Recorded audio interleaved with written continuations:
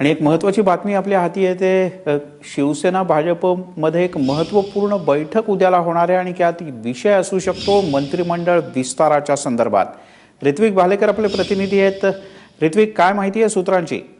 मिलिंद, ज्या अर्थी खडसेंचा राजीनामा घेतला गेला आणि त्यानंतर खऱ्या अर्थाने उद्याचा दिवस हा राजकीय हालचालींना वेग देणारा ठरणार आहे। कारण आता मंत्रिमंडळाच्या विस्ताराची जी चर्चा आहे यावरती सेना भाजपची बैठक उद्या होत असल्याचं कळतंय। मुंबईत ही बैठक प्रस्तावित आहे आणि यामध्ये सेना आणि भाजपने जी समन्वय समिती बनवली होती, गेल्या 2 वर्षापासून ही समन्वय समिती मंत्रिमंडळाच्या विस्ताराबाबत चर्चा करते।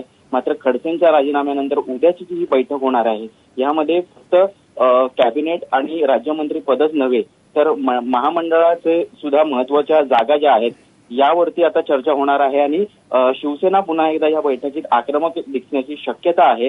कारण शिवसेनेचं निश्चितच वजन आता वाढलेलं आहे खडसेंच्या राजीनाम्यानंतर आणि यामध्ये शिवसेना 2 कॅबिनेट मंत्रीपद जे त्यांना आधीच सांगितलं गेलेलं होतं त्याचबरोबर एक राज्यमंत्री पदाचीही मागणी करण्याची शक्यता आहे। ऋत्विक, किती वाजता आणि कुठे ही बैठक होणार आहे?